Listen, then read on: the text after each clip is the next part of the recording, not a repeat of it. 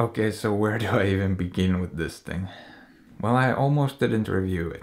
When I first heard about it, it looked interesting. Mainly because I like Robert Pattinson. So I put it on my list. But then some other stuff got prioritized and I didn't get around to it. Then I was finally gonna watch it last night. But it got late. And I was really tired. And apparently the score on IMDb had dropped below 6. Which is usually not a good thing. So I was like, should I even bother? I mean, the odds were stacked against it pretty heavily at this point. But I said fuck it and sat down to watch it. And I'm really happy I did. This just proves that online ratings can be really useful, but also really misleading. And I'm pretty sure I know why this hasn't been that well received, because it kinda threw me for a loop too. You see, the poster for this looks kinda like a drama, a serious movie, most likely with some romance too. And that's exactly what I thought I was gonna get. But that's not even remotely what this is. And if that's what you go in expecting, I wouldn't be surprised if you end up hating it. But the thing is, I liked it.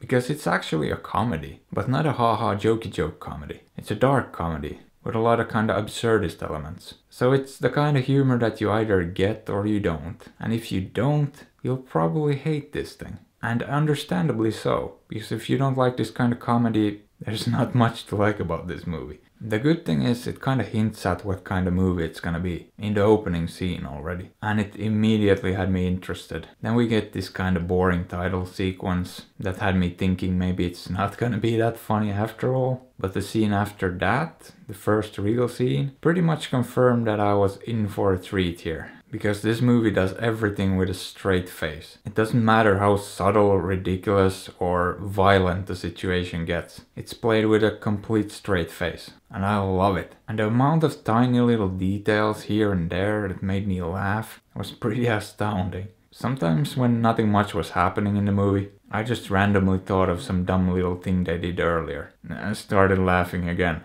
All these silly things just got stuck in my head and make me smile just thinking about them. And there's a lot of silliness going on in this movie. But it's got some issues. Well, one big issue. And it's the same thing I keep coming back to with all these movies. It's too long. 2 hours is too long for a movie like this.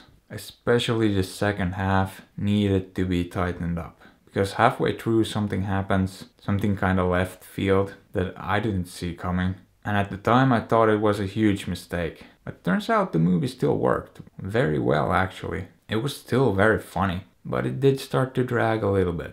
The second part didn't need to be almost an hour. Which brings me to my other issue, which didn't bother me that much. But it did stand out a little bit. Mia Wasikowska's character, in my opinion, is played too straight. And I don't know if that's just the script or the way she played it. But she doesn't really deliver that many laughs. Things around her are funny, the situations are funny, but she's not really that funny, most of the time. There are some moments though. I mean, she more or less played it like a drama, and she's the only one that did that in the whole movie. And that's the thing with a movie like this. A lot of the humor comes from the way something is played, not necessarily the situation or even the words. Since there aren't really any jokes. Like take this for instance. Robert Pattinson made eating a piece of chicken funny, with just his expression. Small subtle things like that. Now Mia Wasikowska wouldn't have done that. She would have eaten that chicken with a dramatic, serious face. And it wouldn't have been funny.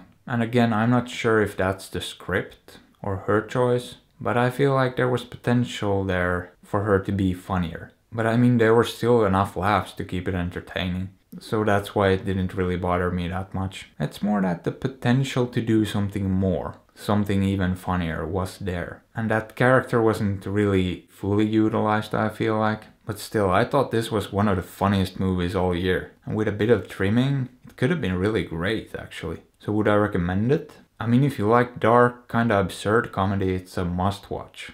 If you don't, this probably isn't for you at all. So go watch it or don't, I'm not your dad.